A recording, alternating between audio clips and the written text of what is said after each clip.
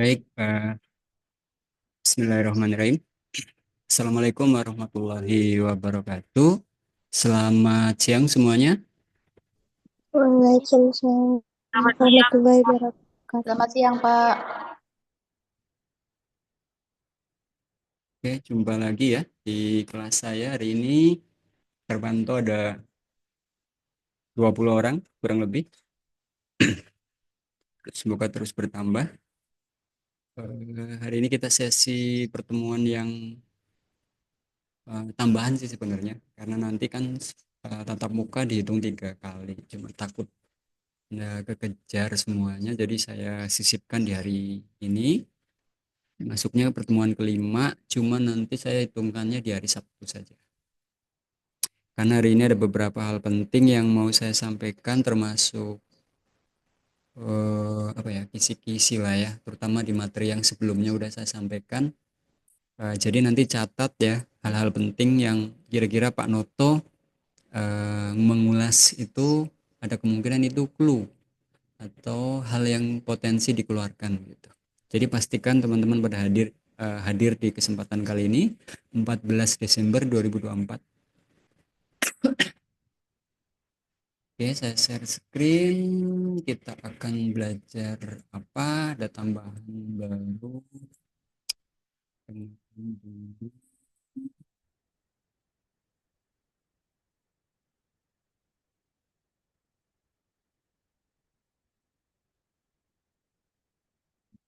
ICD.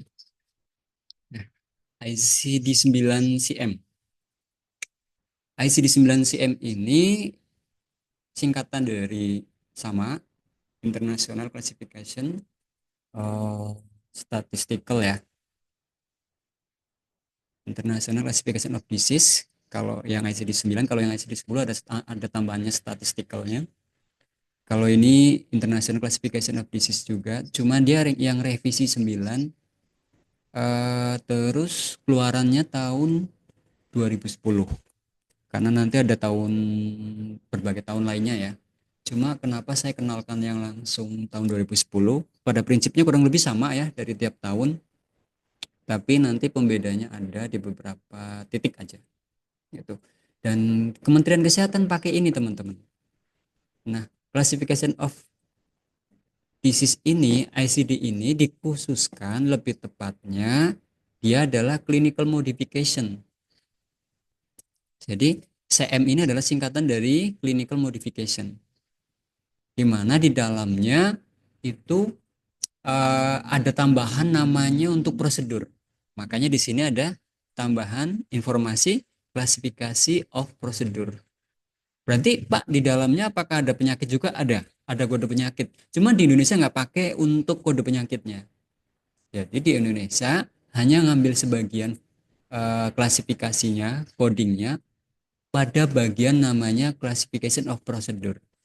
Nah, pertanyaannya, kalau ngomongin prosedur, prosedur apa saja yang teman-teman tahu? Contohnya apa?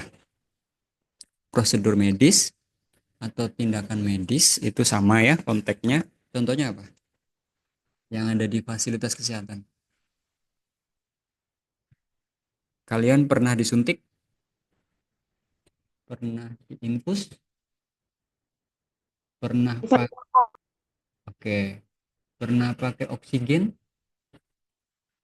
Nah, itu yang kecil-kecil. Kalau yang gede-gede, Pak, pernah di operasi SC mungkin ada orang di sekitar kalian? Ada orang yang pernah di operasi organ-organ tertentu, operasi katarak kalau mata. Kemarin ada kasus-kasus katarak yang karena penyakit tertentu misal, terus infeksi yang kemudian menimbulkan katarak. Ada ya Pak, ada beberapa hal. Katarak kan gangguan lensa mata. Terus apa lagi? Itu contoh. Yang lain coba. Prosedur kesehatan apa yang teman-teman ketahui?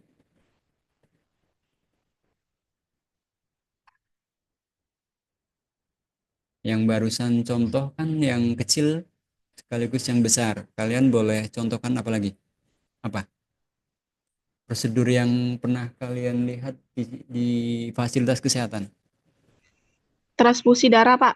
Transfusi darah betul. Ya, nanti itu proses terkait dengan darah. Terus apa lagi? Selain itu, betul Sinta. Mm-mm. Apa lagi? Transfusion darah. Apa lagi? Kalau yang dikaitkan dengan infeksi contohnya. Kalau orang infeksi, untuk memastikan bahwasanya dia infeksi penyakit tertentu, dilakukan apa? Pemeriksaan apa? Paling umum, paling sering. Ayo cepat. R- Ronsen. Ronsen bisa. Ya betul, jangan salah. Ronsen itu bisa untuk guiding atau menelusuri secara visual dengan pendekatan teknologi X-ray atau teknologi pencitraan imaging di fasilitas kesehatan. Betul. Ronsen dan apalagi ronsen kan banyak tuh. Kalau untuk infeksi ronsen bisa untuk contohnya penyakit yang ada di paru. Jadi nanti untuk memastikan bahwasanya parunya terserang penyakit infeksi tertentu, menggunakan ronsen itu bisa. Menggunakan USG bisa nggak? Bisa, Pak. Bisa. Karena USG itu kalau kalian mindsetnya selama ini USG itu untuk apa? Hamil. Ya, selain itu ternyata bisa digunakan untuk hal lain loh teman-teman. Kalau di tempat saya kerja, treatment untuk tindakan penunjang atau prosedur penunjang salah satunya ronsen itu bisa digunakan untuk guiding atau menelusuri. Misalkan ada infeksi di daerah mana. Nah, untuk memastikannya itu bisa menggunakan teknologi USG juga. USG singkatan apa? Ultrasonografi, Pak. Ya, USG kalian harus familiar ya. Transfusi tadi. Apa lagi? Apa lagi?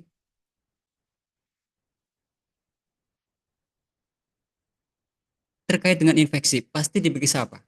Nggak hanya infeksi sih, tapi umum banget dilakukan. Setiap orang yang masuk ke Vaskes, ada tindakan yang paling umum dilakukan. Apa? Selain transfusi apa sih? Transfusi ini apa? Proses apa sih?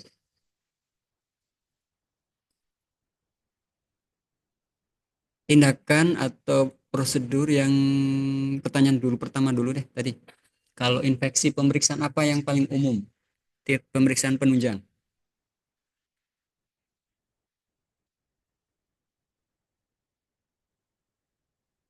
Penunjang yang multi peran, multifungsi juga.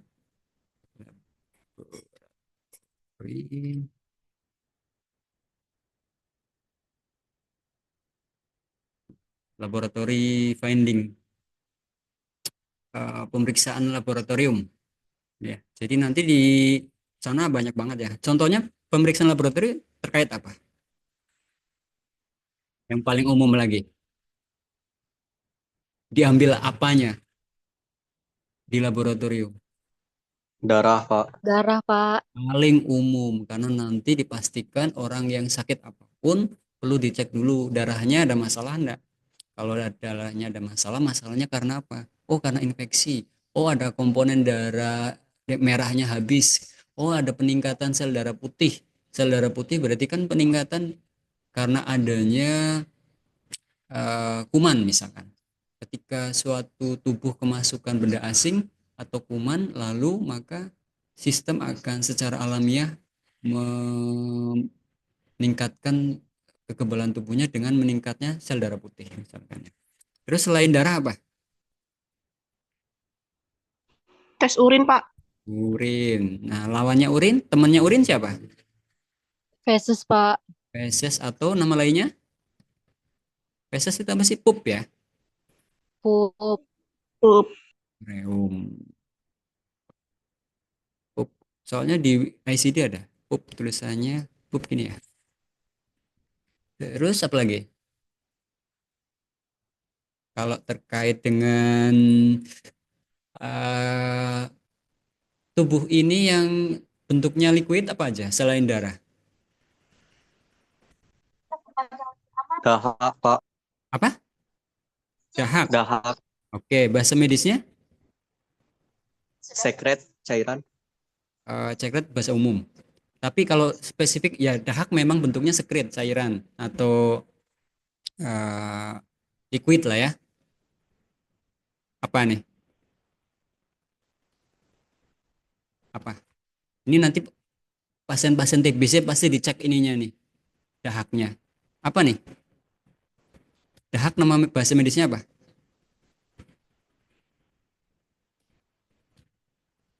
Halo? Sputum, Pak. Yes, betul.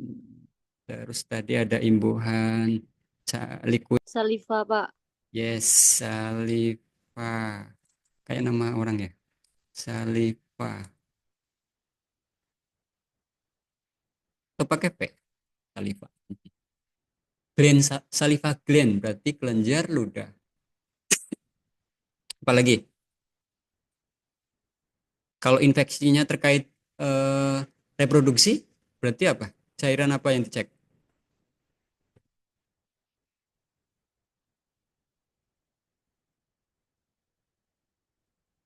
Apa? Apa? Halo? Eh, Sperma, Pak. Ya, sperma. Bisa jadi spermanya dia mengalami gangguan yang disebabkan oleh kuman tertentu sehingga kesuburannya bermasalah. Oke. Kalau yang perempuan apa? Gimana nanti tekniknya dengan metode apusan. Apusan itu diambil sampelnya dengan cara kayak dikerok menggunakan alat tertentu gitu. Ya, Anda bayangkan seperti sendok misal. Spatula apa ya namanya? Ada bahasa orang labnya. Apusan apa? Cairan yang ada di mana kalau kalau wanita? Apa? Pada Sekret. vagina, Pak. Ya, betul. Di area genitalia. Tapi apa yang diambil? Apa? Ada yang tahu? Cairan atau sekret nanti genitalia ya. Genitalia nanti lokasinya tergantung di mana. Misalkan eh, misalkan di leher rahim atau serviks ya. Terus di mana lagi?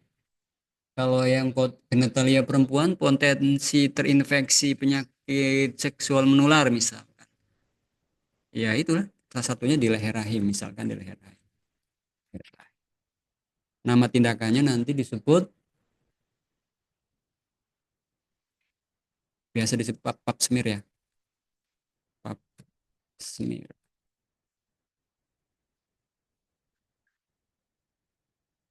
Terus ada lagi? Kalau misalkan eh, ada organ tubuh yang mengalami benjolan, bisa jadi karena infeksi atau neoplasm, kan kita belajar tentang neoplasm.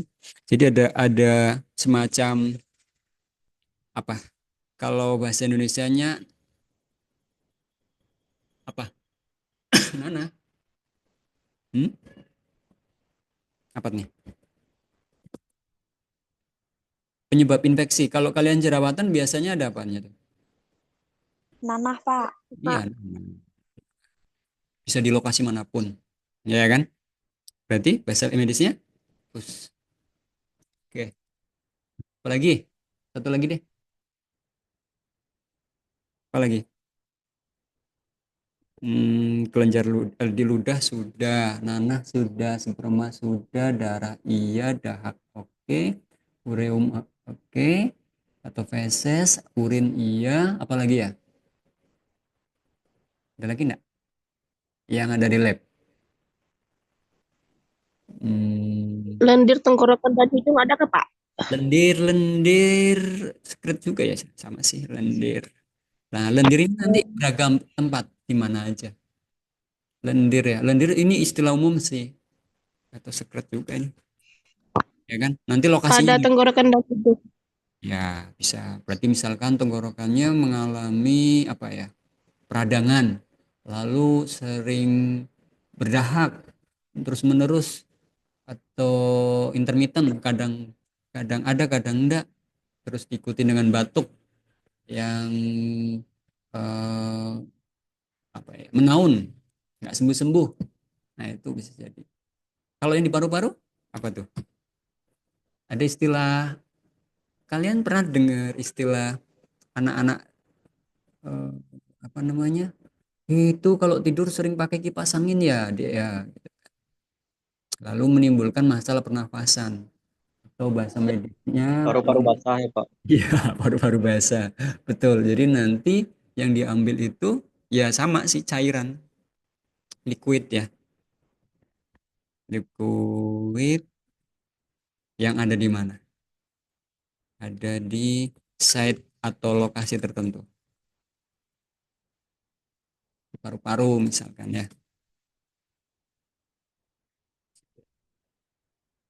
Oke, mungkin cukup. Jadi nanti kita coba kaitkan dengan ICD-9.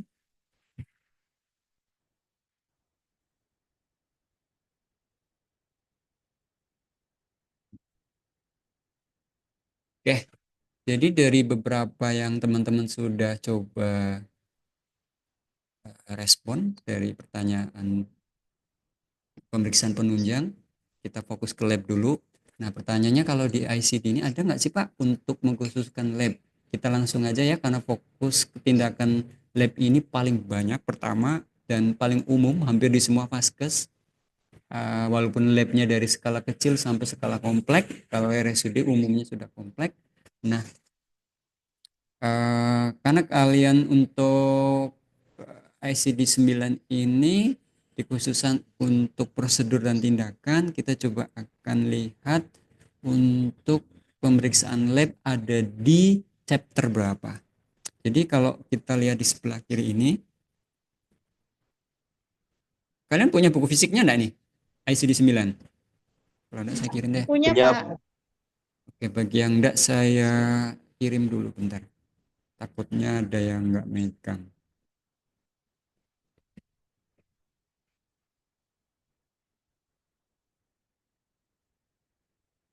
Gimana? Informasi Mpok di Sintang atau Monkeypox? Dulu namanya Monkeypox, semenjak 2022 diganti Mpok, cacar monyet. Ada perkembangan info terbaru enggak di Sintang? Saya besok ke Sintang nih. Aman enggak? Belum ada info terbaru. Siapa tahu kayaknya dengar bukan. di Yang official. di berita tuh katanya bukan cacar monyet, Pak. Katanya Ya, penyakit kulit apa gitu yang udah menyebar di dalam kulit gitu. ya, syukurlah kalau kok syukur sih, maksudnya soalnya kalau monyet itu kan potensi wabah. Kalau ternyata itu bukan cacar monyet tapi yang lain yang bukan menular, dalam arti tidak ada kerentanan terhadap kita kan gitu ya. Kalau ternyata dia adalah Mpok, nah ini yang punya kerawanan. Kita berinteraksi dengan banyak orang, kita nanti ngajar, saya ketemu kalian, kalian mungkin ketemu orang lain ketemu orang lain lagi, orang lainnya ketemu pas habis dari rumah sakit, dari habis dari rumah sakit lalu berinteraksi dengan yang lain. Nah, itu carrier nanti pembawa. Makanya kemarin ada kode Z kan? Kode Z yang sifatnya untuk sementara itu ya. Oke, kita kembali coding ICD-9 dulu. Untuk khusus lab ini di mana, Pak? Jadi di sebelah kiri ini ada chapter atau bab yang mengkhususkan untuk tindakan terkait penunjang lab. Kita telusur dulu. Lab itu ada di bab-bab terakhir dari ICD-9 CM. Ini bisa digedein enggak ya? Kalau oh bisa.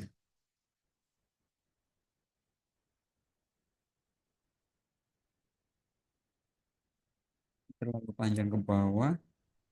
Soalnya ICD-9 CM ini yang khusus untuk tindakan, kalau pakai yang online itu biasanya sudah modifikasi di Amerika sana. Oh iya, perlu diketahui, saya lupa, belum bilang di awal ya. Untuk ICD-9 CM ini sebenarnya di Amerika makanya.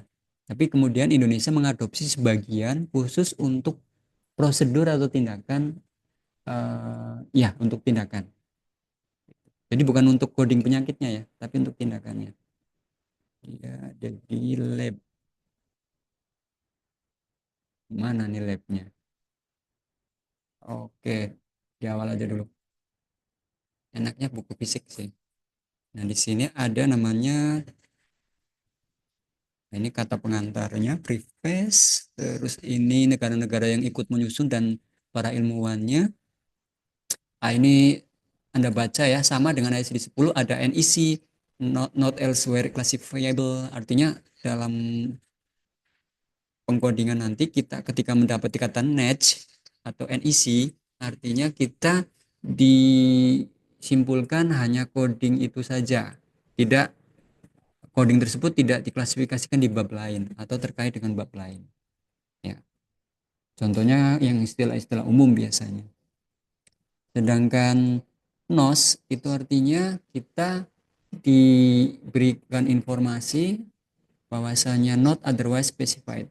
Artinya sudah dipastikan untuk kondisi tersebut tidak ada yang spesifik lagi di bab lain atau di tempat lain atau di coding lain. Kalau bracket ini tanda baca, tanda kurung ya, ada tanda kurung biasa, ada tanda bracket, ada colons atau titik dua. Saya nggak usah banyak bahas ini soalnya coding dasar. Nah, untuk include dan exclude juga sama ya. Tanda baca ini ada di ICD 10 juga. Use additional code atau penggunaan kode tambahan juga ada ya. Terus sudah cuma sedikit tapi nggak sebanyak yang ICD 10 untuk convention ini kesepakatan ya. Convention itu kesepakatan. Tanda baca atau ya tanda baca yang disepakati dalam penggunaan ICD 10. Kalau ini singkatan, abbreviation. Oke, ini yang saya maksud tadi. Bolehlah saya baca dari atas sampai bawah, tapi yang pertama ini adalah bab 0 ya.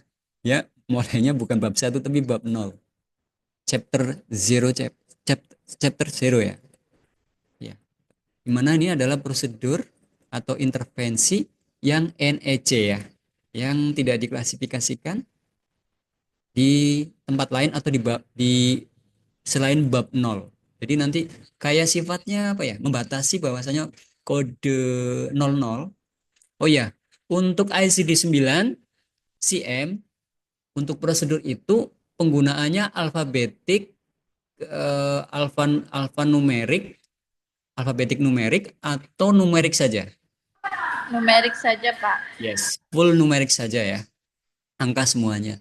Nah, untuk yang bab kedua ini untuk sistem saraf kita loncat yang chapter kedua setelah 1. Ini untuk sistem endokrin. Terus yang 3 ini untuk tindakan-tindakan yang terkait dengan mata. Namun gini, nanti bisa jadi ada hubungannya dengan infeksi tapi dikaitkan dengan sistem saraf. Jadi tindakannya ada irisan dengan bab 1 nih atau kode 01 sampai 05. Jadi nanti pastikan teman-teman minimal kalau ada kasus yang beririsan dengan bab lain, teman-teman harus tahu letaknya gitu kan. Nah, ini contohnya operasi pada mata karena infeksi. Bisa jadi ini nanti ada hubungannya dengan bab 3 ini, gitu ya. Terus yang bab 3 ternyata dibagi 2, yaitu 3A. Nah, ini adalah diagnosis lain-lainnya ya, atau terapi lainnya, atau tambahan, miscellaneous, ya. Jadi nanti berada di 3A ini, di mana codingnya adalah 17. Kepalanya dimulai dari 17 titik berapa. Nah, contohnya nih operasi pada telinga karena kasus infeksi tertentu. Bisa jadi kan gitu kan? Jadi nanti misalkan infeksi karena peradangan oleh kuman tertentu, gitu kan? Lalu mau nggak mau untuk tata laksana kondisi tersebut dilakukan operasi pada telinga. Nah, berarti nanti larinya ke bab 4 atau chapter 4 atau rentang kode 18 hingga 20. Gitu ya. Jadi mau nggak mau kita harus telusur semua. Untuk ICD 9 bab 5, di mana dia rentangnya adalah di kepala 21 hingga 29, ini operasi pada mana?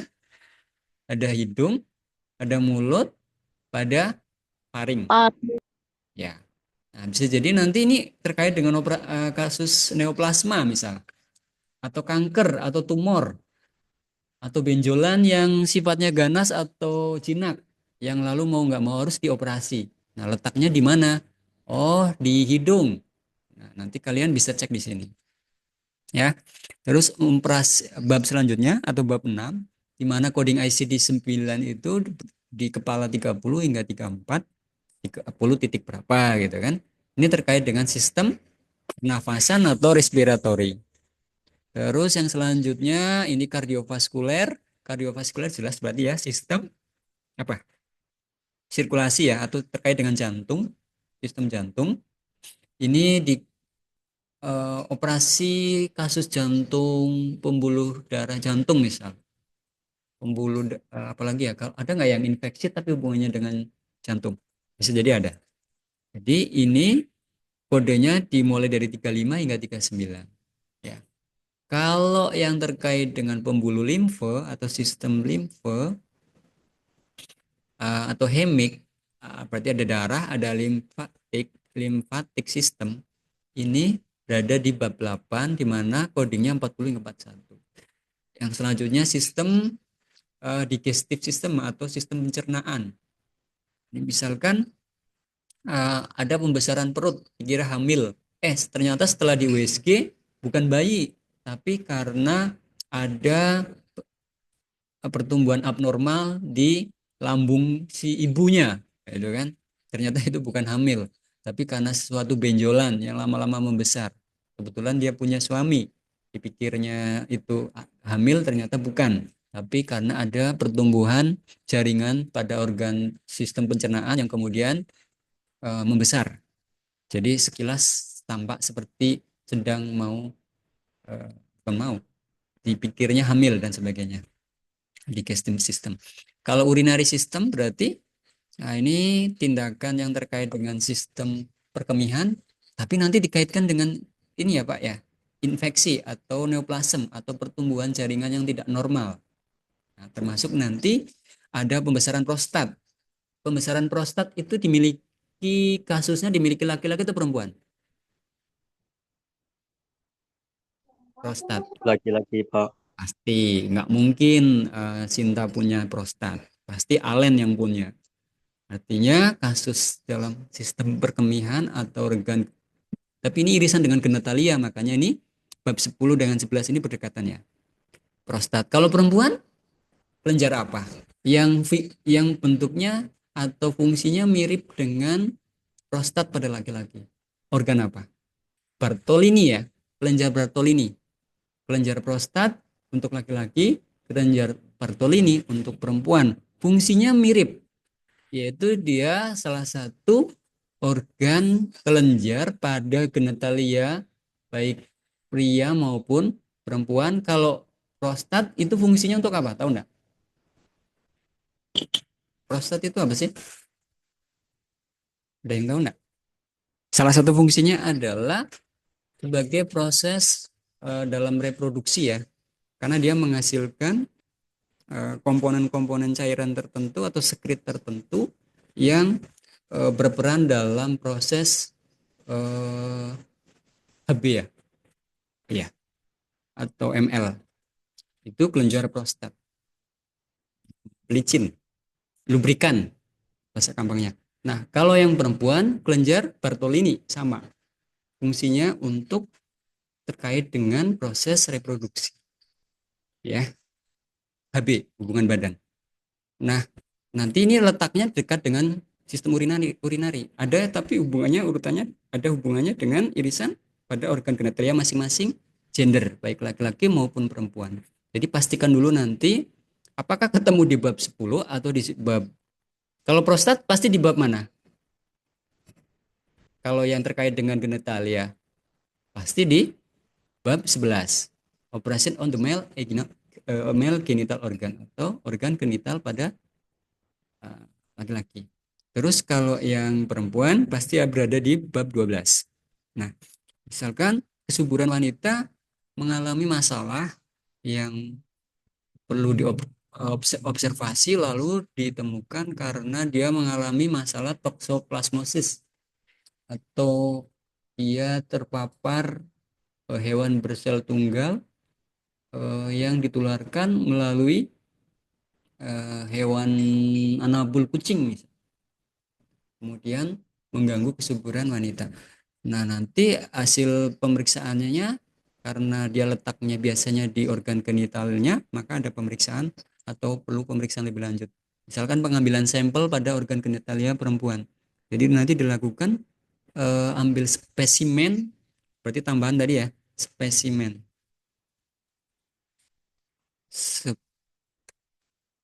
Spesimen. Potongan sampel ya. Kalau bisa kulit, bisa daging, bisa otot, atau potongan organ tertentu ya. Potongan spesimen potongan organ. Bisa jaringan, organ, jaringan. Jadi nanti diambil sampelnya, spesimen atau sampel. Teknik pengambilannya nanti ada banyak cara. Umumnya tekniknya itu teknik biopsi. Tapi ada yang pakai disayat juga sih, menggunakan pisau operasi. Biopsi itu kayak pakai jarum, needle, ditusukkan ke area tertentu. Nanti pada saat jarum diangkat itu kan dia akan menyisakan kayak semacam potongan apa ya? Analoginya kalau kalian nusuk daging ikan pakai jarum, terus jarumnya itu berlubang, lalu nanti akan sebagian potongan dagingnya terbawa. Nah, itu nanti untuk diperiksa. Itu namanya spesimen atau potongan organ atau jaringan tertentu ya. Nah, ini bab 12. Kalau ini mengkhususkan apa teman-teman? Mungkin enggak coding ini dimiliki coding untuk tindakan siapa nih? Laki-laki atau perempuan? Bab 13. Obstetrical Perempuan, Pak. pasti Alen, pasti perempuan. Obstetrical berarti terkait apa? Persalinan atau kandungan? Ayo. Persalinan. Dia mengkhususkan karena kalau kandungan nanti beda ya. Kandungan kan berarti belum melahirkan. Obstetrik ini persalinan lebih khusus. Termasuk SC ada di sini teman-teman. Tindakan SC. SC singkatan dari apa sih? SC karena SC itu tindakan singkatan apa?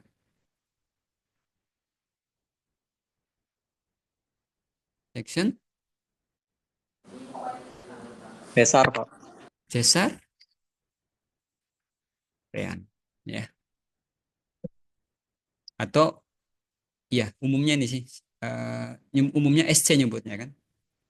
Ada yang kalau ini Inggrisnya sih biasanya cesarean section. Gantung sih. Nah, ini selanjutnya bab 14.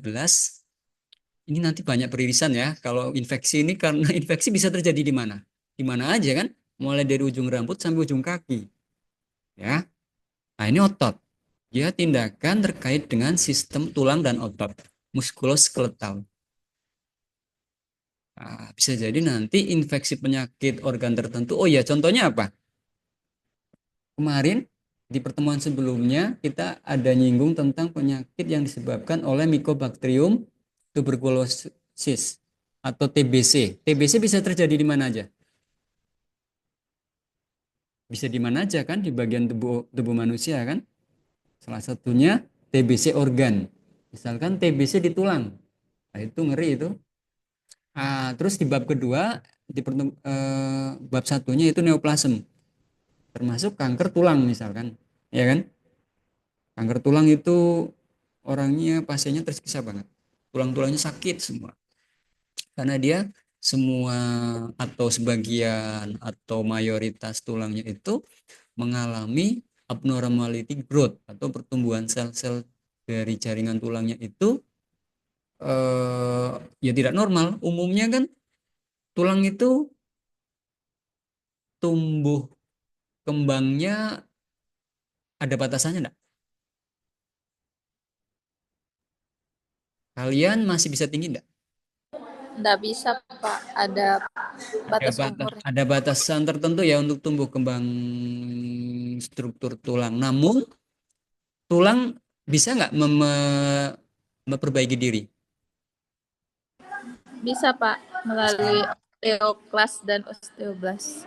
Ya, sel-sel tulang osteoblast itu ya terkait sel tulang. Misalkan dia pasca cedera atau pasca mengalami ya luka pada bagian tulang, lalu dia tubuhnya akan merecovery diri ya, walaupun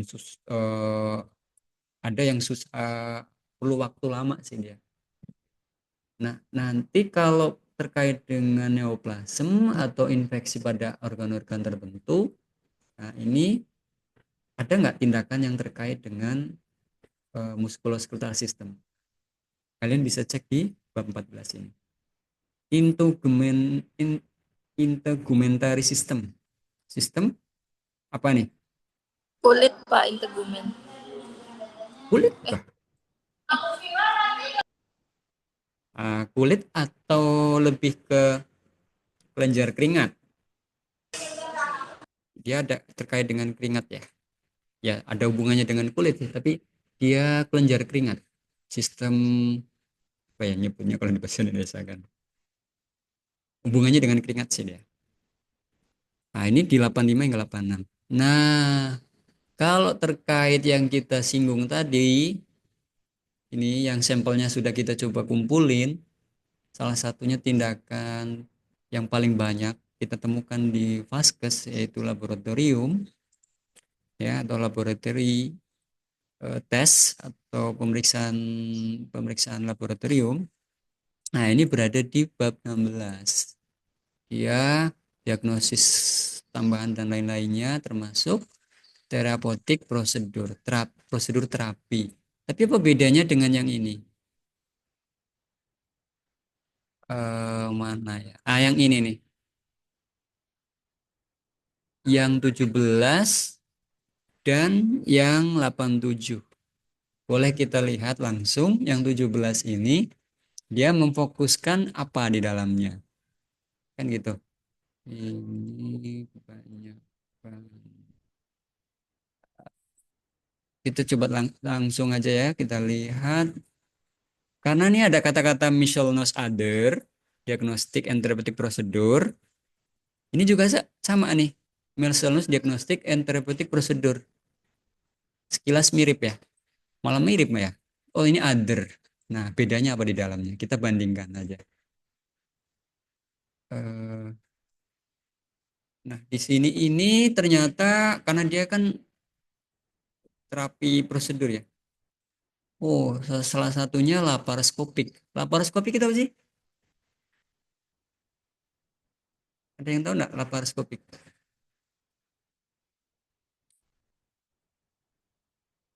Skopik berarti kayak kamera ya. Lapar berarti area perut. Jadi teknik pengambilan gambar dengan cara memasukkan media atau alat khusus tertentu berupa kamera atau alat yang bisa melihat di bagian dalam dari organ tertentu. Kebetulan kata lapar ini berarti kan lambung. Ya. Ini terkait dengan laparoskop. Nah, nanti ada sub-subnya, tapi ini terkait irisannya dengan hernia tadi ya. Oke, kita lihat kepalanya aja, biar nanti kalau misalkan dikaitkan dengan infeksi, dia misalkan di lambung. Nah, proses pengambilan sampel mungkin atau teknik sebelum mengambil sampel kan harus dilihat dulu ya kan, atau diperiksa dulu. Oh, ternyata ada pembesaran di bagian dalam dari lambung, maka dilakukan pemeriksaan menggunakan teknik laparoskopik kan gitu. Mana tadi? Oke ya, berarti ini other miscellaneous prosedur ini mulai dari laparoskopik banyak banget nih, nanti tergantung letaknya di mana. Ada juga robotic assisted procedure. Kalau kalian melihat film-film film-film apa ya, fiksi ilmiah ya istilahnya, itu penggunaan alat-alat teknologi canggih yang menerapkan AI, kecerdasan buatan, termasuk alat-alat operasi yang dibantu dengan robot. Mungkin teman-teman pernah lihat di film, nah itu contoh konkret penerapannya. Apakah sekarang sudah ada? Ada sebenarnya sih. Walaupun mungkin di Indonesia itu hal langka ya, tapi di luar sana, luar negeri ya, atau nggak usah jauh-jauh lah. Negara tetangga kayak Singapura, setahu saya sudah sudah lebih dulu ya, lebih lebih lebih biasa menggunakan teknologi yang lebih maju dibanding kita. Indonesia ada tapi nggak banyak dan nggak umum. Jadi intinya ini adalah prosedur yang dibantu dengan teknologi robot. Mungkin kita lihat kali ya simulasi samplingnya. Hmm, Robotic assisted prosedur. Contohnya operasi apa ini? Film-film atau kita mungkin sering lebih banyak lihat di film ya. Misalkan dokternya ada di Amerika, tapi pasiennya ada di Indonesia. Tapi di Indonesia sudah ada alat yang bisa diremote atau dikendalikan secara jarak jauh yang bisa melakukan tindakan operasi bedah. Nah, ini tools robotnya ini. Ini cat lab ya, atau meja operasi jantung, pembuluh jantung atau organ-organ lainnya. Nah, ini bisa dilakukan menggunakan, nggak usah jauh-jauh sih. Dokternya tetap ada di situ di satu ruangan, tapi tanpa harus megang tubuh pasiennya karena dia menggunakan alat bantu robot-robot ya. Nah, ini namanya robot assisted atau robot pembantu dalam prosedur prosedur tindakan medis. Tadi codingnya ada di ini nih, 17 titik. Nah, subnya nanti dilihat. Nah, ini ada operasi prosedur open, membuka berarti ya, membuka operasi operasi bedah segampangnya dan seterusnya. Oke, kalau dibahas semua mungkin waktunya habis, tapi intinya kalau di sini nih yang sifatnya kompleks dan menggunakan teknologi ya. Ada laser, ada robot.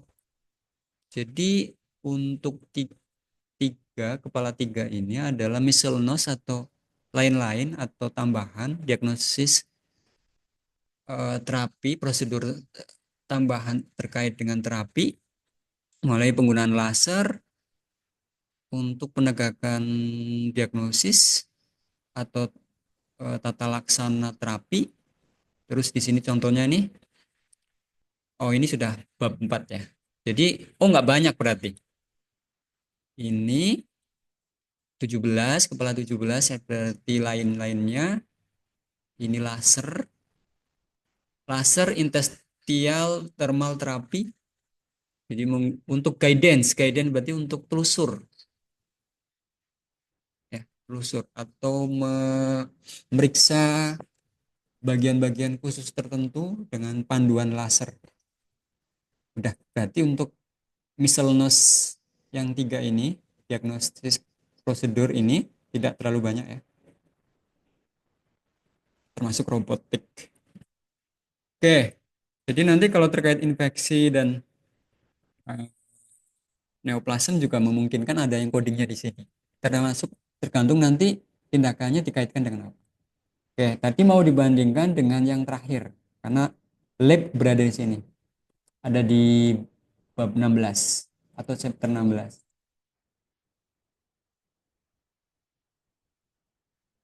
Oke, chapter 16 itu salah satunya prosedur lab. Nah, nih. Termasuk lain-lainnya ada diagnostik radiologi ya. Tadi sudah disinggung juga. Tapi kita coba cari yang lab aja dulu. Malah klik lagi jadi turun pula.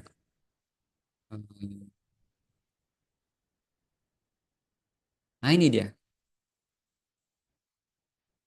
Nah, pemeriksaan lab paling banyak atau umum itu salah satunya menggunakan apa, teman-teman? Pemeriksaan apa? Menggunakan apa? Apa nih?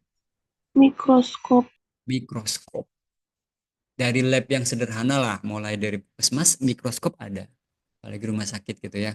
Nanti di penggunaan mikroskop ini ternyata di ICD itu dibedakan menjadi beberapa di kepala 9 ini, yaitu microscopic examination 1 sama microscopic examination 2. Isinya ada beberapa pembeda, cuman yang perlu diperhatikan adalah ini. Teman-teman, penggunaan kode karakter keempat. Following 4 digit, 4 berarti keempat ya. Subclassification for use with category in section atau blok atau kelompok di kode 90, di mana digunakan untuk mengidentifikasi berdasarkan tipe pemeriksaan. Pertama adalah hapusan atau pengambilan sampel semir itu kayak diusap gitu. Ya, semir sepatu itu kan ngusap sepatu ya, analoginya itu. Nah, ini adalah ngambil sampel dengan cara diusap, bisa menggunakan kayak alat sejenis cotton bud, atau sebenarnya bukan cotton bud sih, itu bentuknya aja. Tapi cotton bud juga bisa digunakan, yang steril tentunya. Tapi untuk mengambil apa teman-teman? Yang pertama, jadi pemeriksaan mikroskopik bisa umumnya menggunakan mikroskop sih. Mikroskopik ini sebetulnya benda-benda mikro ya. Ya. Alatnya salah satunya mikroskop maaf. Ini pemeriksaan material pemeriksaan benda-benda mikro ya. Disebutnya benda atau apa sih? Mikroorganisme juga bisa lah. Ya. Yang pertama adalah contohnya. Langsung ambil contoh aja biar teman-teman paham. Pemeriksaan mikroskopik pada spesimen yang diambil dari sistem saraf atau cairan tulang punggung atau spinal ya. Ya. Tapi dengan tujuan untuk mengambil bakteri. Berarti codingnya berapa? Sesuai dengan yang barusan saya baca, berarti 90.0 digit keempatnya ini kan digit 1, digit kedua, digit ketiga itu berupa titik, digit digit keempat, 3. Nah, keempatnya ini apa? Nah, ini diambil dari blok ini. Blok 1 sampai 1, 2, 3, 4, 5, 6, 9. Berarti kalau pertanyaannya adalah pemeriksaan sampel atau spesimen dari sistem saraf dan cairan tulang punggung atau tulang punggung itu dengan tujuan untuk pemeriksaan bakteri. Berarti kodenya 90.0 berapa? Dilihat dari ketentuan ini. 9 Titik 9. 09. 09 berarti other pemeriksaan mikroskopik lainnya 9. Pertanyaannya kan bakteri tadi. Bakteri pada sistem saraf. Berapa codingnya? Halo? 1 Kak, Pak. 1 gitu. Ini bakterial. Iya, Pak. Ya. Jadi difokuskan untuk pengambilan lab bakteri tapi pada area mana? Area mana ini? Kelihatan enggak di kalian? Sistem saraf. Oke, Sistem saraf. Oke, yuk kita lagi langsung aja konkret aja deh. Pemeriksaan lab atau microscopic examination pada kelenjar endokrin. Nah, ini kan kelenjar endokrin yang dipastikan tidak diklasifikasikan di tempat lain, not elsewhere classified.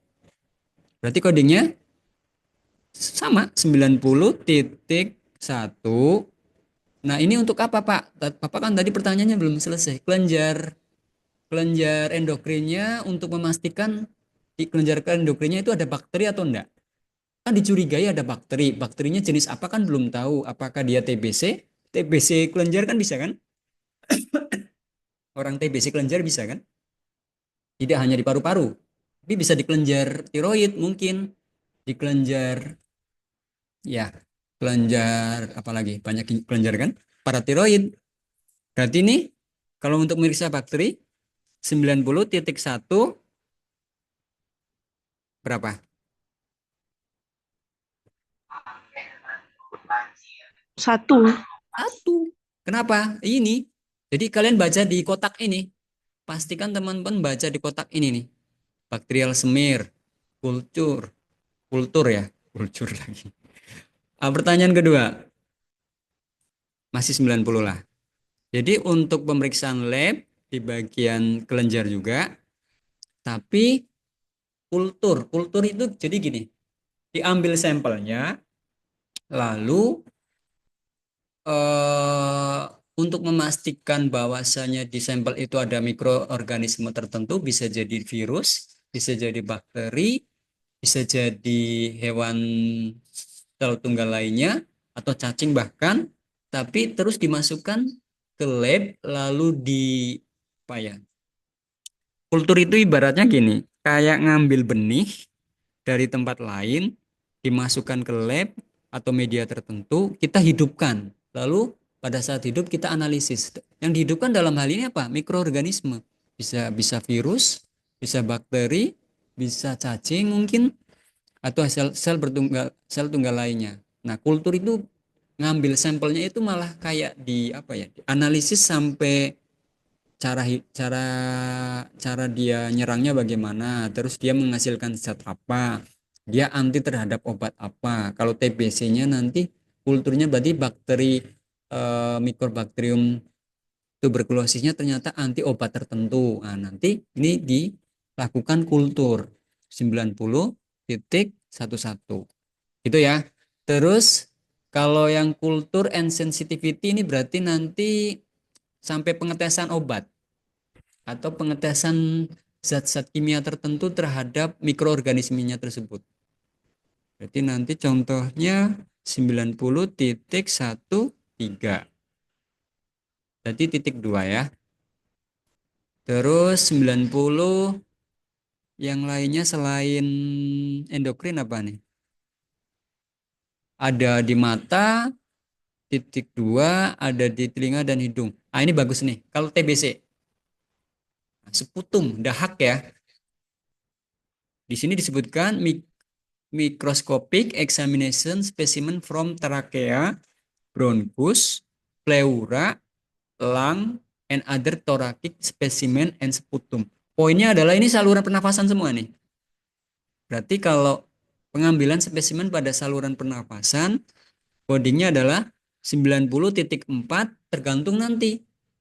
Apakah dia mau ngambil bakteri, berarti 41, ataukah dia kultur, berarti 2, apakah dia kultur dan sensitivity, berarti 3, apakah dia parasitologi, berarti mengetahui apa bedanya parasit dengan bakteri. Parasit contohnya apa sih? Ya, dia mikroorganisme juga, tapi dia bukan hewan bersel tunggal saja, dia lebih kompleks. Parasit berarti organisme yang menempel atau tinggal di bagian tubuh kita, kemudian dia menimbulkan masalah ya, parasit, menumpang. Nah, bahasa gampangnya gitu. Berarti 90,44. Misalkan untuk mengetahui ada cacing masuk ke paru-paru, ada kan, tertentu kan, atau saluran pernafasan. Berarti memastikannya pemeriksaan labnya 90,4. Nah, ini parasitologinya. Kalau toksikologi ini apakah hanya racun yang dihasilkan dari tumbuhan atau juga mikroorganisme lainnya? Ternyata bisa organisme lainnya. Berarti misalnya pemeriksaan pada paru-paru lagi ya, karena paru-paru ini paling banyak sih soalnya. Atau darah nih. Kalau darah juga ini bagus. Oke lah, darah. Berarti 90 titik darah berapa?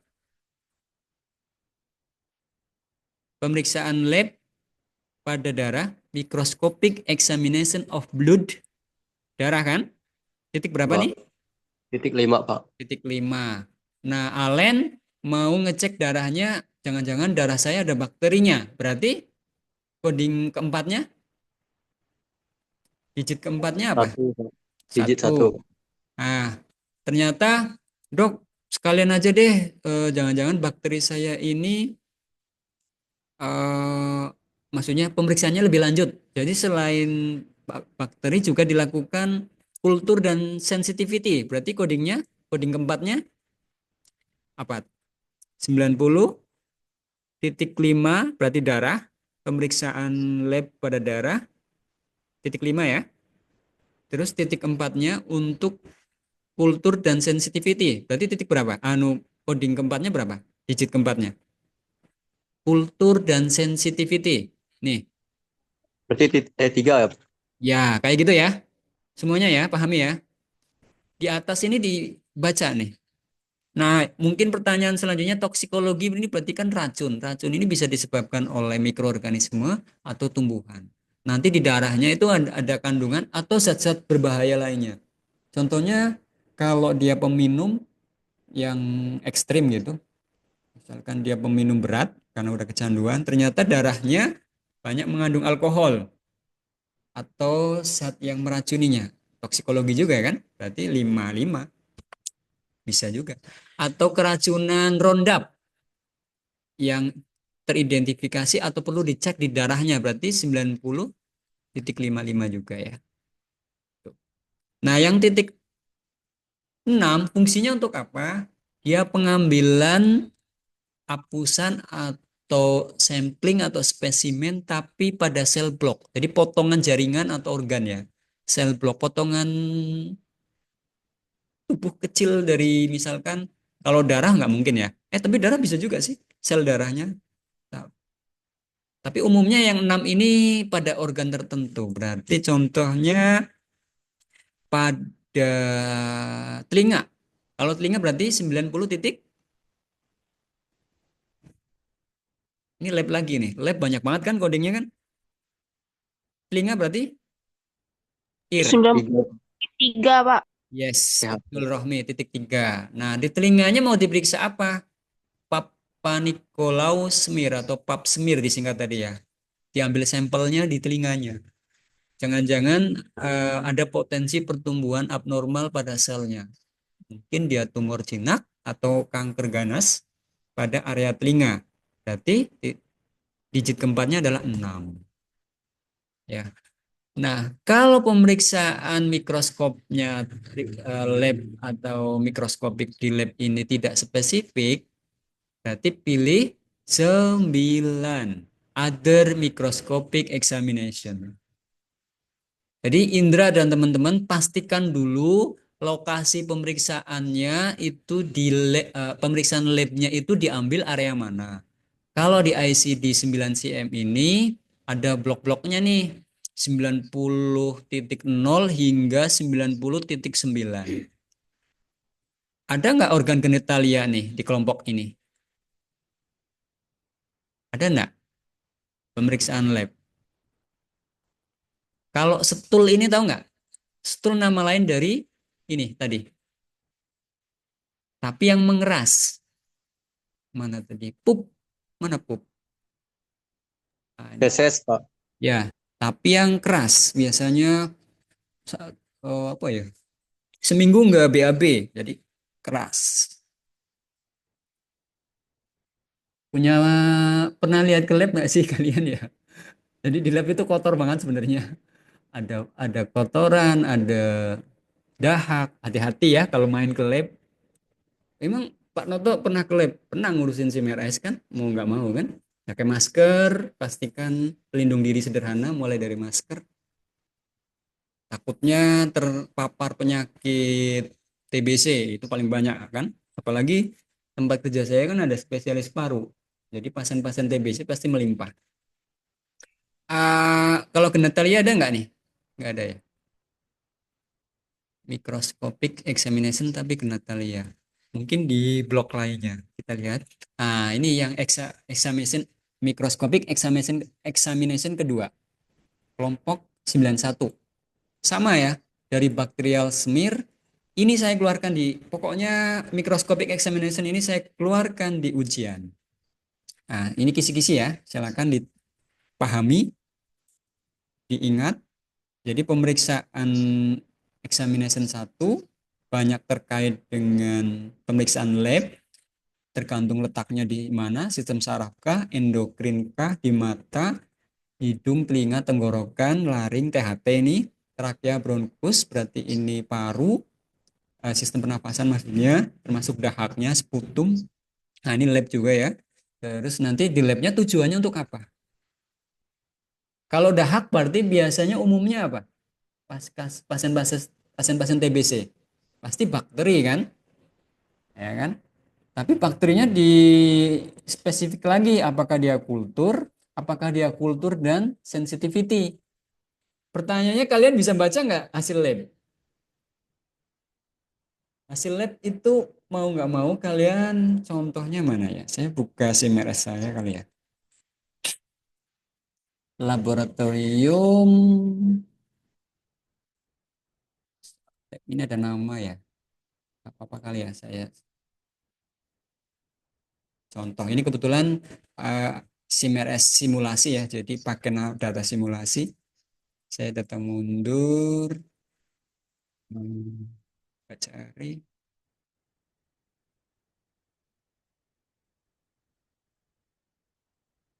Nggak mau ambil ya.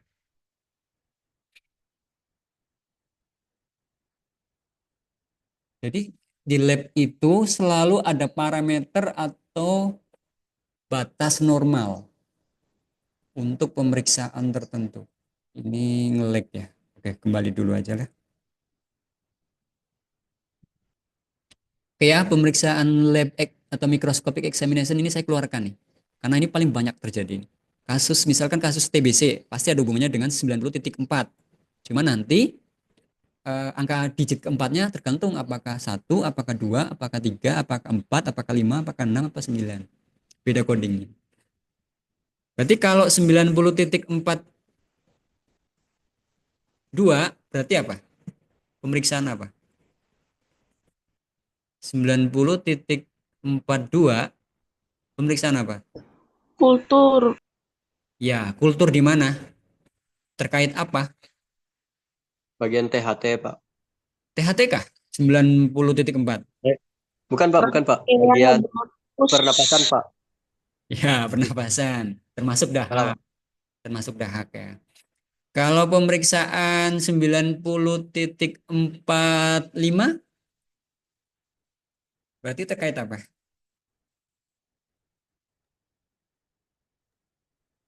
pernapasan, Pak. Ya, Tapi bagian yang topiknya, Pak. fokusnya terkait apa? Betul, letaknya pernapasan LEN. 90.45. 45 di paru-paru, pernapasan. Untuk memastikan apa? Kondisi Keracunan. keracunan Sinta ya. Misalkan dia menghirup gas beracun tertentu yang kemudian potensi menjadi masalah kesehatan, bahkan kematian. Itu ya. Examination kedua, kita lihat explore lagi. Oh, di sini nanti yang tadi saya tanya. Genetalia masuknya 91.4 nih. Jadi nanti pengambilan cairan di leher rahim. Bisa jadi ada hubungannya dengan ini. Nah, microscopic examination 2 ini, the following fourth digit untuk karakter keempat atau coding keempat itu menggunakan 7 kategori di bawah ini. Pertama sama ya tadi ya, bacterial smear, berarti 1 coding angka keempatnya, kultur, kedua, kultur dan sensitivity. Apa bedanya kultur dan kultur sensitivity tadi? Ada yang bisa nangkap nggak penjelasan saya? Bedanya apa? Target fokusnya. Kalau kultur dan sensitivity itu Pak kayak pengetesan zat-zat tertentu gitu Pak.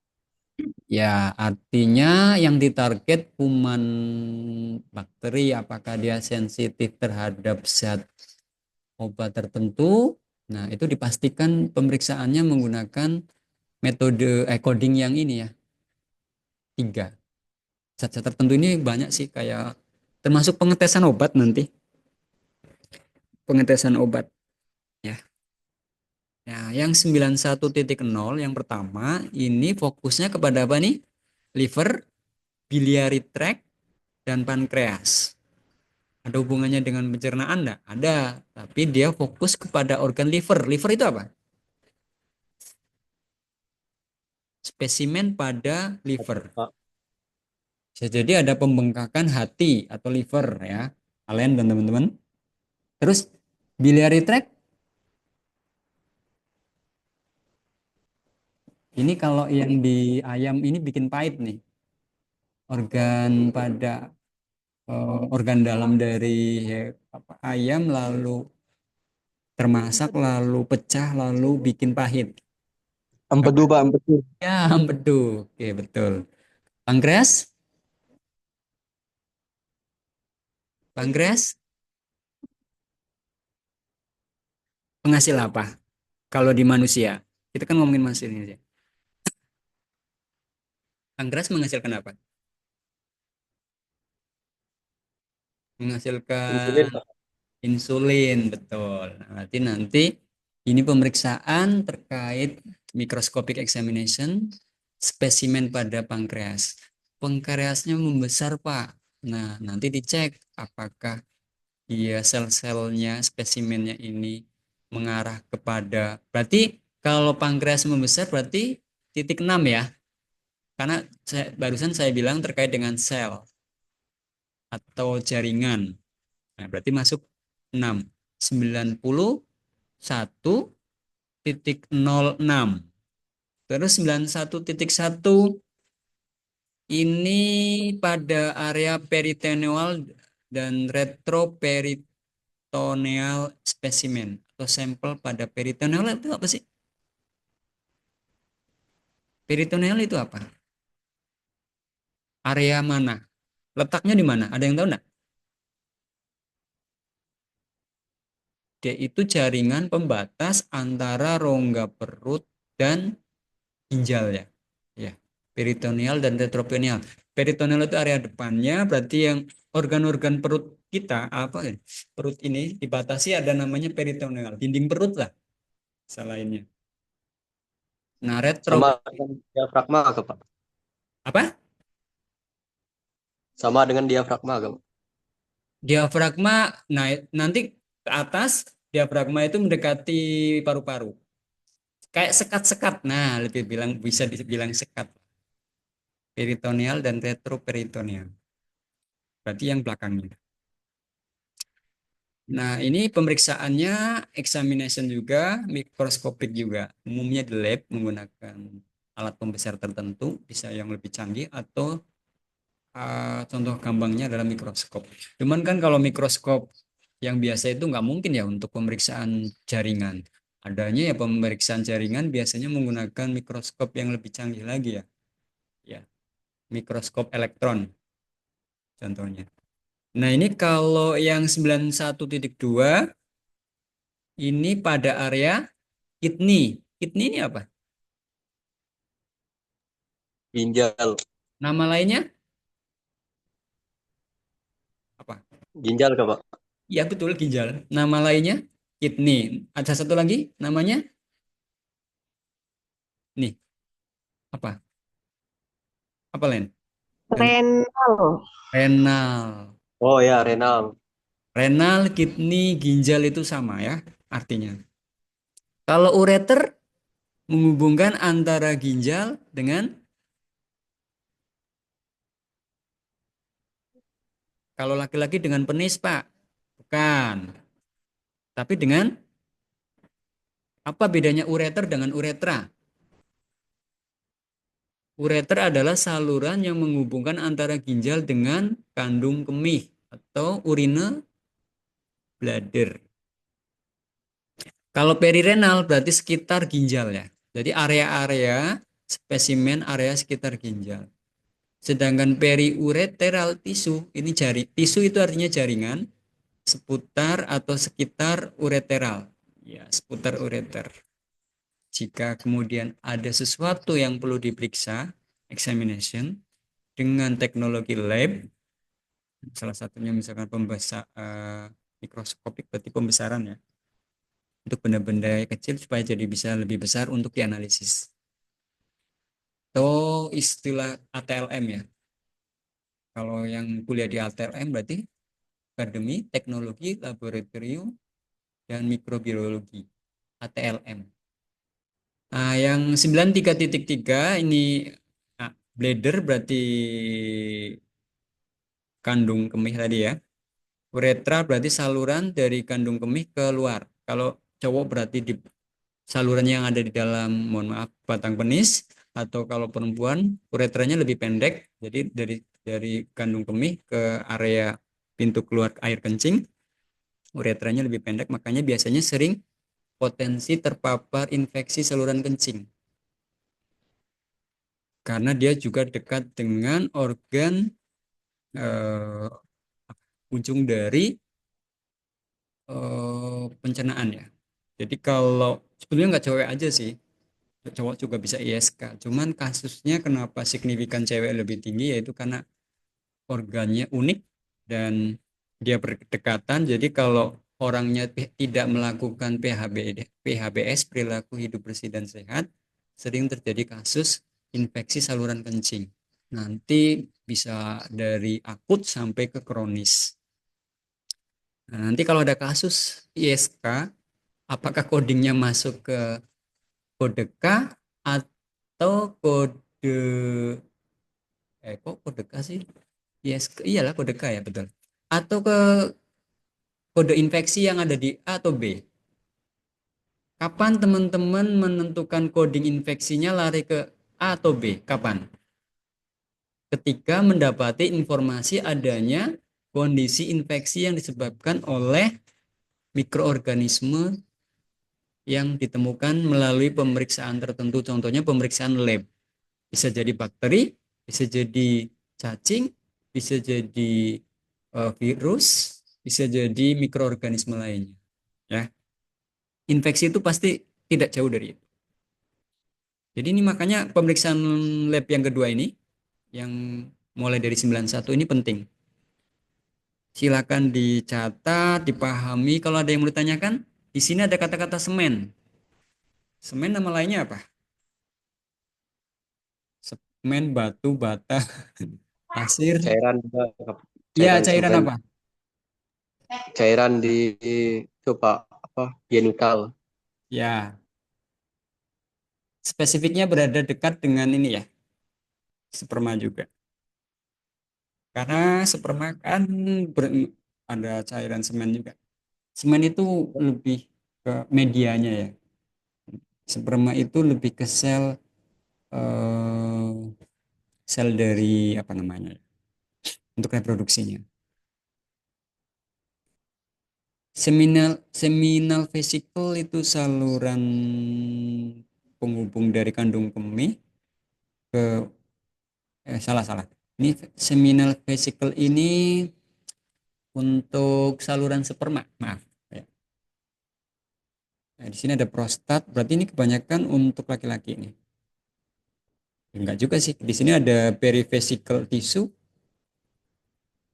terus ada urin. Nah, ini berarti bisa perempuan juga. Kalau semen berarti untuk laki-laki. Nah, ini spesifik spesimen from female genital tract, saluran organ genitalia perempuan. Termasuk leher rahim ya. Termasuk kantong amnion. Sak itu kantong ya. Sak itu kantong ya. Sak itu kantung. Amnionik berarti apa? Kantung dari kalau ibu lagi hamil itu apa namanya? Kalau ketuban, ya. Ketuban, amnionik, kantong ketuban. Fetus berarti termasuk, loh, kok ada hubungannya dengan female genital tract? Ya, janin itu tumbuhnya di mana? pada saat setelah pembuahan? Di mana? Rahim, Pak. Rahim kan? Ya, uterus kan? Nah, bisa jadi awal pertumbuhan itu dia nggak lanjut menjadi janin atau tidak lanjut usianya. Dia mengalami terminating atau tidak tumbuh disebabkan karena infeksi mungkin. Infeksi dari ibunya lalu menyerang atau mempengaruhi kesehatan dari janinnya. Jadi usia kandungan baru 2 minggu misal 4 minggu ya. 4 minggu 1 bulan. Trimester pertama itu berarti bulan ketiga ya. Iya. Misalkan berarti 6 minggu. 6 minggu itu fetusnya udah mulai nggak tumbuh. Ternyata akibat karena infeksi penyakit tertentu yang berdampak terhadap janin. Nah, jadi janin yang masih melekat di dalam rahim tadi diambil spesimennya. Konteksnya begitu ya. Kan female. Female kan berarti pasti ini untuk 91.4 berarti hanya untuk laki-laki atau perempuan? Perempuan. Yes, silakan batasi. Jangan sampai ketuker dalam kasus-kasus tertentu. Berarti ini banyak ke laki-laki nih, karena dia 91.3 ini lebih banyak laki-laki. Karena dia mengkhususkan prostat, seminal vesicle, saluran sperma, semen terkait dengan sperma 93.3. Nanti pastikan cek angka keempatnya, lihat ini. Jadi kalian kalau nanti ada kasus baca rekam medisnya secara ini ya, detail. Oke, kalau 91.5 ini jaringan otot dan tulang serta sendi, cairan sendi. Kalau orang yang sendinya radang biasanya cairannya mulai berkurang. Sebetulnya di sendi-sendi kita itu ada cairan ya. Sinovial biasanya namanya. Sinovial, maaf. Sinovial fluid termasuk jaringan membrannya. Itu diambil sampelnya. 91.5 apakah nanti dia ada kultur atau jaringan. Jadi kalau pengambilan spesimen terkait dengan sel jaringan, ingat selalu angka 6. Kalau terkait dengan keracunan, angka 5. Kalau untuk pemeriksaan jenis parasitnya apa, angka 4. Jadi digit keempatnya 4. Kalau untuk memastikan pemeriksaan labnya itu dia dengan metode kultur dan pemeriksaan sensitivitas terhadap zat-zat tertentu, itu digit keempatnya 3. Kalau hanya kultur 2 dan spesifik bakteri 1. Oke, ada yang ditanyakan enggak nih?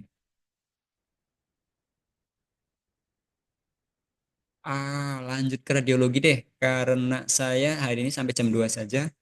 Nanti kita besok pas tatap muka banyak prakteknya, wajib bawa buku. Ya, pinjam punya kakak kelas. Kakak kelas kan, adik kelas boleh lah. Adik kelas kan lebih banyak. Kalau kakak kelas kalian dikit, cuma 16 orang. Kalau adik kelas kan banyak. Adik kelas kan ada mata kuliah saya juga. Pasti dia punya buku. Jadi pastikan bawa buku ya. Kalau yang nggak bawa buku, nggak masuk kelas ya. Ya, nggak bawa buku ICD sama sekali, nggak usah masuk kelas ya. Gimana? Baik, Sepakat nggak nih? Siapa? Kak. Soalnya Karena isinya nggak pernah dibawa pulang. ya pinjam kampus lah ya. Itu tatap muka penting karena nanti saya akan tes lihat seberapa mampu mempraktekkannya. ICD 9 mungkin jarang, tapi minimal ICD 10 jangan sampai sama sekali nggak bawa buku. Kelas saya praktek, jadi manfaatkan sehari itu. Kita nggak sampai hari Minggu ya teman-teman. Kemarin ada yang nanya, Pak sampai hari Minggu nggak? Enggak.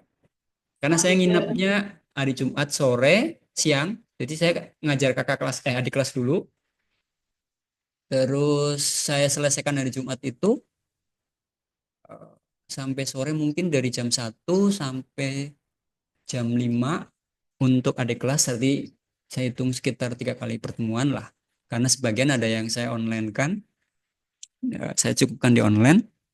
Terus hari Sabtu kita pagi setengah 8 ya. Karena saya sudah nginap di Sintang. Kalau malam Sabtunya ada yang mau ketemu, ayo kita ngopi bareng, kita diskusi atau ada yang mau konsul, pengen nanya-nanya penelitian, ada kendala, siapa tahu saya bisa bantu.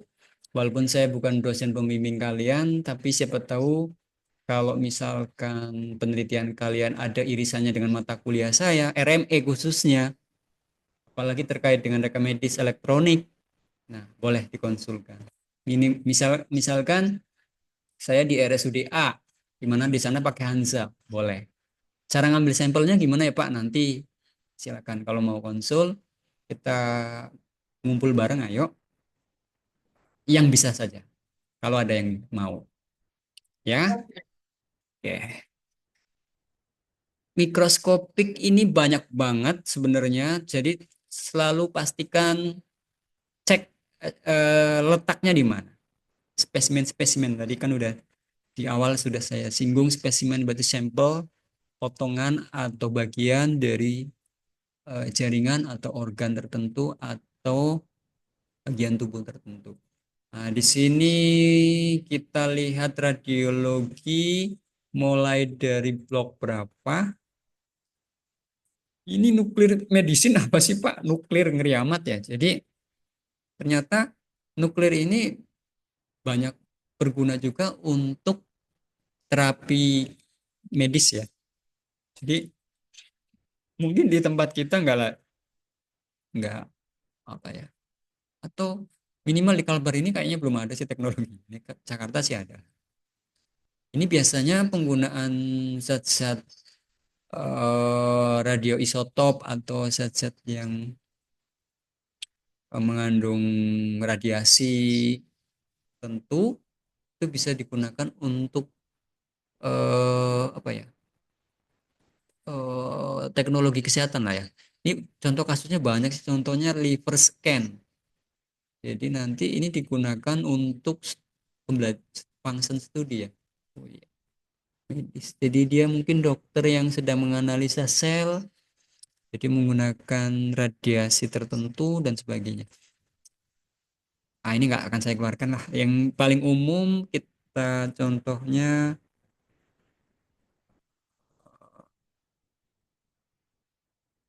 radiologi dulu. Radiologi tadi sudah ada sempat kebuka di atas sebelum mikroskopik.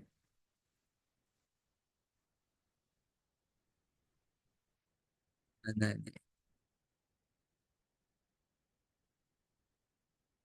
nah ini dia. 87 diagnostik radiologi. Gimana kalau kalian mau pakai kata kunci pencariannya biasanya X-ray. X-ray. Soft tissue, jaringan lunak. Artinya jaringan lunak. Jadi pemeriksaan diagnostik radiologi pada jaringan lunak area, baca di belakangnya di sini. Bisa jadi dia face, head, neck. Face apa? Area Wajah. wajah. Misalkan ada benjolan di wajah kanan, tapi belum tahu apakah dia cuma bisul infeksi, ataukah dia sel-sel yang tumbuh tidak normal, atau cuma karena infeksi misalkan cacar mungkin, atau hal-hal lain yang belum diketahui. Nah, diagnosis radiologi ini sifatnya adalah penunjang. Jadi digunakan untuk menguatkan, memastikan ini masalahnya karena apa. Ya, tindakan penunjang. Termasuk di kepala. Jadi 87.0 berarti ini berapa digit nih? Radiologi. 4 juga ya. Cuman nanti lihat spesifik apa subnya di bawahnya sini. Jadi pemeriksaan jaringan lunak pada muka, kepala dan leher, neck leher ya. Spesifikasinya pada apa dan bagaimana. Contohnya pneumoencephalogram. Jadi penggunaan radiologi atau teknologi radiologi untuk melihat organ pneumoencephalogram. Gram kan berarti image atau gambar atau ya pemeriksaan analisis pendekatan visual image ya. Berarti pneumo paru-paru, encephal kepala ya. Gram. Jadi kepala dan paru-paru itu apa namanya?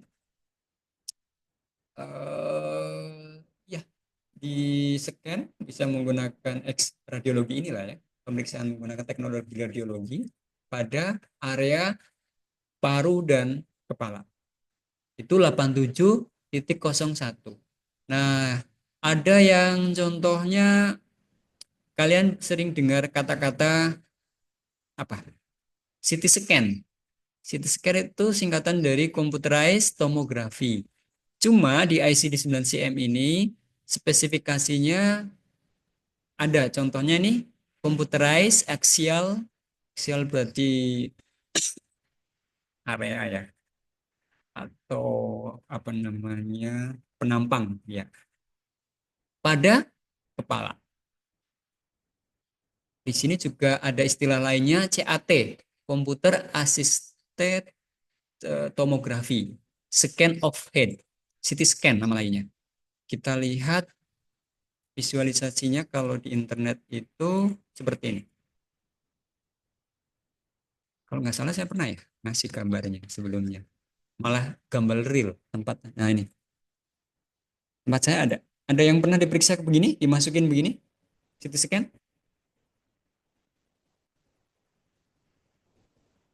Ini scan ya, komputer tomografi atau CAT, komputer aksial tomografi. Nah, nanti hasil outputnya seperti ini. Nah, saya ada ya. Saya lagi di Zoom.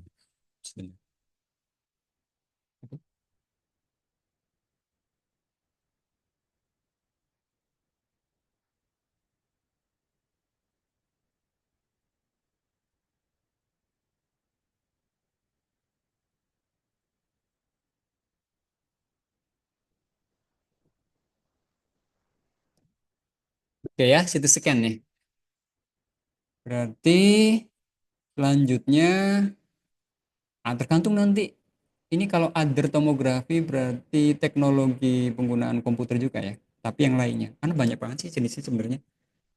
Kontras, nah bedanya yang kontras dan tanpa kontras apa? Kontras itu berarti nanti ada intervensi tambahan. Contohnya misalkan di area pembuluh darah. Pembuluh darah itu kalau dilihat menggunakan CT scan ini kan, coba ya yang kontras. Jadi dia ditambah cairan teman-teman, yang disuntikkan ke area tertentu supaya jadi terlihat lebih tampil, lebih detail. Ya. Ini contohnya kontras dacryohistogram. Dacryo ini kan, hista ini kan jaringan tumbuh ya. Kita coba lihat seperti ini. Jadi dacryo itu kan apa namanya, kelenjar air mata ya. Nah, itu kan ya namanya air mata di dekat mata kan.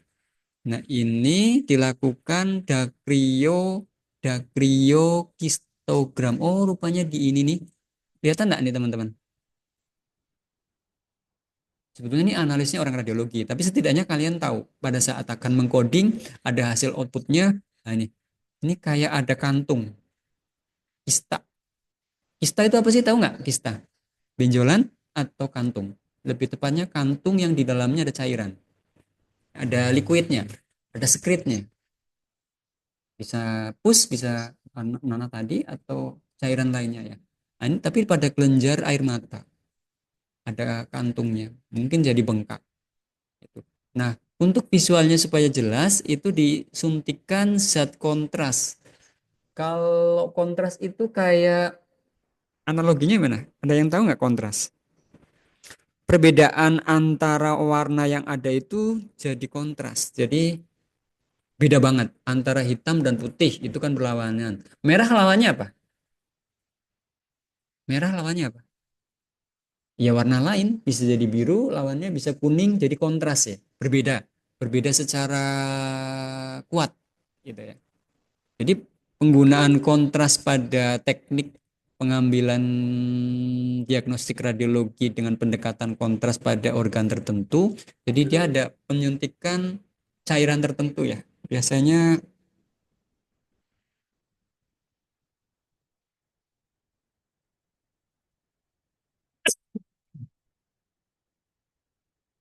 oke ya. Nah, ini kontrasnya banyak nih. Nah, sofaring letaknya di mana?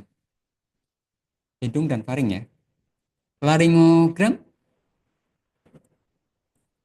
di laring. Berarti cabang paru-paru itu ya yang laring. Nafasan.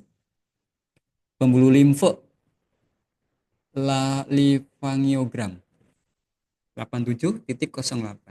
Ada yang ditanyakan enggak yang ronsen nih? Soalnya banyak nih. Pastikan letaknya ini baca ya. Letaknya di mana? Terus nah ini full mode of full mode X-ray of teeth. Berarti apa nih? Terjemahkannya apa? Seluruh bagian dari mulut termasuk gigi ya. Gigi atas, gigi Iya. bawah, gigi geraham, gigi apa namanya? Gigi depan apa namanya? Bahasa Indonesianya. Giseri, Pak. Di seri. Nah, artinya semua area gigi ini di ronsen. Full mode, seluruh. Nggak hanya bagian tertentu. Mungkin kita lihat hasil pemeriksaannya kalau ada gambar. Nanti soalnya saya ada gambar-gambarnya ya.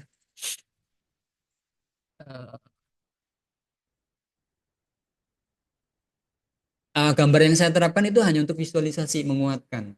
Jadi misalkan Alen sudah lihat nih gambar gigi, jangan sampai kamu mengkodingnya, radiologinya terkait kaki, kan nggak nyambung.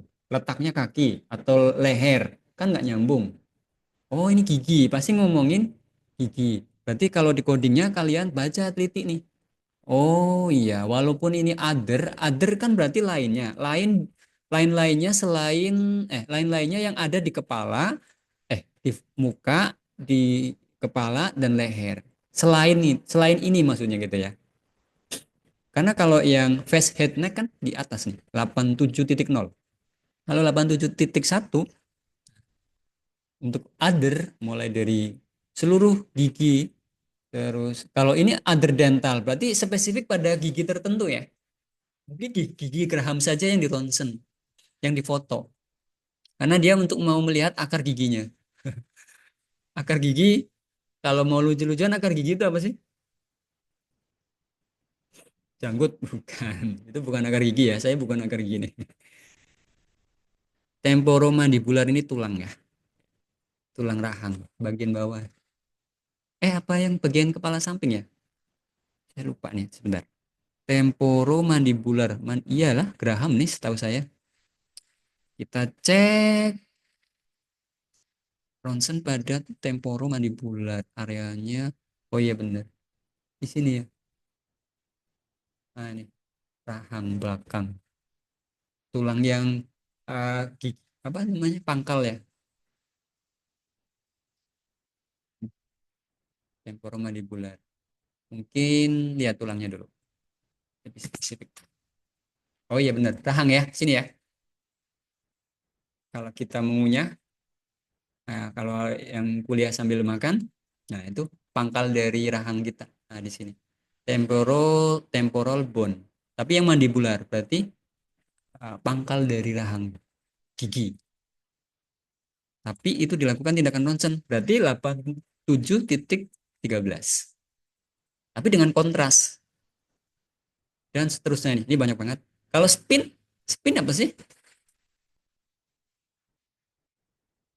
Tulang dada. Ya. Jadi ini ronsen pada area dada. Tapi nanti spesifikasinya bedanya gimana? Myelogram berarti ototnya ya. Pada area otot dada. Cervical spin berarti dia Vertikal. cervix Itu bagian leher bukan, Pak? tulang leher ya. Ya. Itu kayaknya tulang belakang lah, Pak. Spin tuh, Pak. Cervical spin oh iya iya iya iya benar-benar. Karena dia ada spinnya ya. Tulang punggung atau tulang belakang ya, tulang belakang cervical.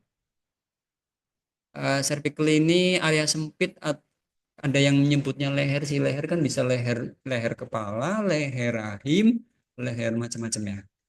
Atau area sempit tertentu, berarti ini terkait dengan spin tulang.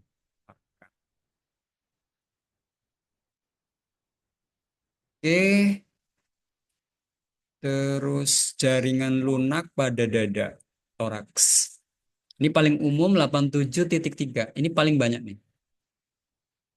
Kalau ronsen dada saja bagaimana? Kalau ini karena paling banyak nih nanti. Eh, Coding tindakan ronsen dada. Jadi ini saya tadi salah ngomong berarti ya. Ini kan tulang belakang, sorry ya. Kalau ini dada, berarti jaringan lunak pada dada saja. Berarti 87,3 berapa? Tiga berapa? Halo? Kalau ronsen dada gitu aja. Karena kan kadang rekam medis kita kan jelek ya informasinya. Kurang kuat, kurang pendukung. Kebetulan kalian ditugaskan untuk mengcoding yang ada di rekam medis yang adanya sifatnya terlalu umum. Indra, ronsen dada codingnya apa? Mau pilih mana nih dari yang ini? Yang udah kita lihat nih. Mau pilih mana? 9, Kok 9 sih? Baca 87 ya 8 titik tiga, 87 titik. tiga aja Pak. Nggak Yang boleh, enggak. nggak boleh gitu. Kan ada Oh, nggak kalau boleh. sampai ke 4 jangan pernah milih hanya 3 ya. Ini Hmm. kalian dan teman-teman, kalau subnya sampai digit 4, terus kalian mendapati istilah tindakan prosedur yang masih umum, jangan pernah hanya 87,3 saja. Ya, lanjutkan sampai ke bawahnya. Kebetulan Indra coba tadi saya tanya, dia ada tindakan ronsen dada. Udah gitu aja, nggak spesifik, nggak ada informasi penguat. Berarti 87,3 9. 39 ya, Indra dan teman-teman ya. Nah, ini senjata terakhir lah. Termasuk chest wall, rongga dada ya. Dinding dada. Termasuk pemeriksaan ini targetnya apa sih? Kalau di dada itu kira-kira tujuan dari ronsen di area dada itu untuk kasus apa aja? Coba kalian terka. Paru-paru Pak. Pasti betul Indra. Orang paru-paru paru-paru memang di areanya di mana letaknya? Dada. Ya, area dada salah satunya yang dekat dengan area dada itu adalah salah satunya organ paru-paru. Makanya untuk ronsen torak ini kasusnya paling banyak. Selain paru-paru, Bu, selain kasus paru-paru, biasanya kasus apa? Kalau terkait dengan, Ini, Pak, Hah? bagian jantung.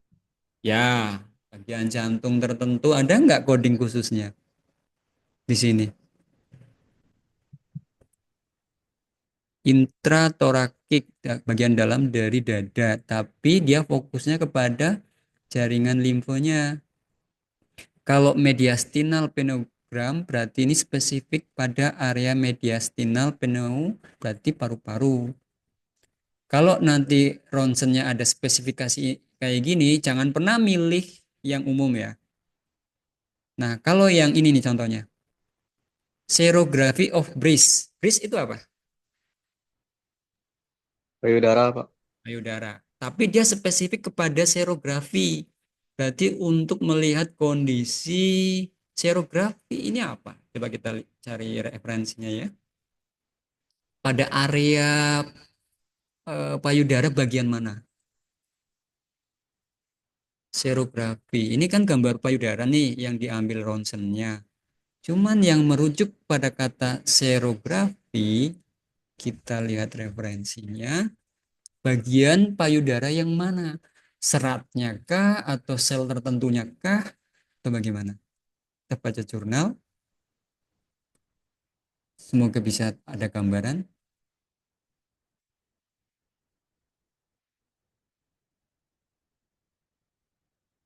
Tuh, ini jurnalnya jurnal lawas ya. Jadi lumayan detail, greater, atau kita pakai kata kunci terminologinya aja. Serografi itu apa sih?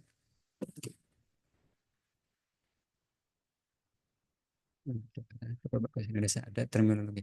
Ah, sekarang udah ada canggihan IE, cuman malah belum ya. Ini contohnya IE-nya aja belum tahu nih. IE-nya aja belum tahu. Kalau ditanya bahasa Indonesia, banyak kan bahasa Inggris referensinya. Nah, ini baru menjawab. Baru kita translatekan ke to Indonesian. Dia lebih tepatnya pada area mana sih gitu. Serografi juga dikenal sebagai seroradiografi adalah teknik pencitraan payudara yang menggunakan sinar X untuk menghasilkan gambar payudara. Oh iya, tapi kekhususannya apa? Oh, seninya, tekniknya aja ya. Iya, berarti dia bukan merujuk kepada spesifikasi letak atau setnya dari payudara, tapi tekniknya. Sero ini mungkin asal katanya apa ya? Zero, zero. Bacanya gimana sih? Zero. Kering, dry photocopying proses.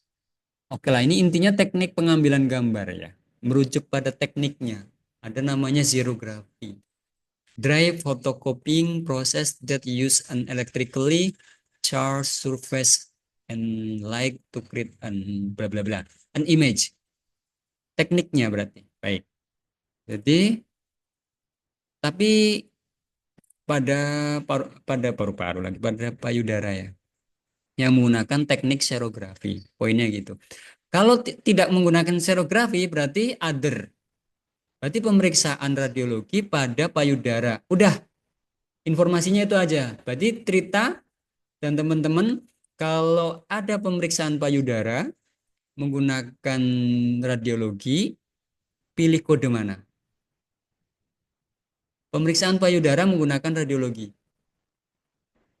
Kodenya 87.36 atau 37?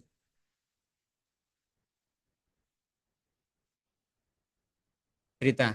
Kan ada dua nih. 87.36 ya, Pak. Yes, ya.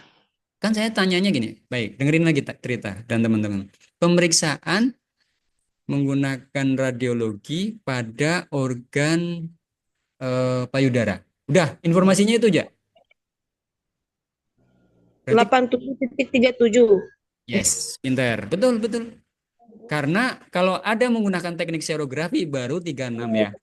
Kalau ini kan other. Gitu ya. Wih, itu harus teliti banget, benar-benar. Oke, mungkin itu ya untuk radiologi dan lab pasti saya keluarkan sebagai kisi-kisi untuk di UAS. Tapi dikaitkan dengan penyakit infeksi dan neoplasm. Mungkin untuk pertemuan tambahan tindakan ini kita lanjut di sesi tatap muka karena di sini tempat saya pun hujan, suaranya agak lumayan bising gitu. Dan ini jamnya udah setengah lewat malah ya. Harusnya jam 2 tadi targetnya. Ada yang mau ditanyakan enggak? Yang lain-lainnya ini pastikan gini, dalam coding tindakan itu selalu cek letaknya pada area mana. Terus spesifikasinya terkait apa. Kalau yang penunjang, yang terapi lain-lainnya itu bisa di 3A, walaupun jumlahnya sedikit, dia biasanya menggunakan teknologi yang modern kayak robot atau laser dan sebagainya. Sedangkan yang 9, 87 sampai 99 ini penunjang-penunjang yang sifatnya merata ya, di semua vaskes pasti ada. Oh ya, di Puskesmas ada ronsen nggak sih? Puskesmas ada ronsen nggak? Jarang ya kayaknya ya. Paling banyak kan rumah sakit. Oke, biliary tract berarti organnya nih. Jadi ronsen banyak banget nih. Urinary system berarti ronsen pada sistem perkemian, termasuk nanti ginjal. Organ genital di ronsen. Kalau USG, oke lah terakhir USG. USG biasanya dekat dengan diagnostik Mana ya? Di bawahnya, terus ke bawah.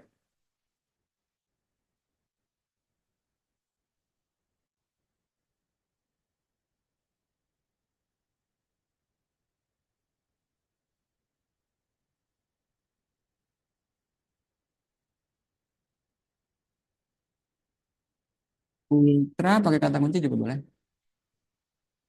Oke, iya benar nih. Oke, terakhir nih USG, diagnostik ultrasound. Kalau USG-nya terkait dengan persalinan yang mana? Jantung, kepala dan leher, dada, sistem pencernaan, perkemihan, abdomen. Nah ini, kalau kalian punya istri kelak atau kalian jadi istri lalu pengen tahu kehamilannya lalu dilakukan USG, kodenya adalah 88.78 ya. Itu untuk grafit uterus. Berarti ini untuk kehamilan. Tapi kalau pemeriksaan uterusnya bukan untuk kehamilan, 88.7.9. Oke, itu materi terakhir, kurang lebihnya mohon maaf.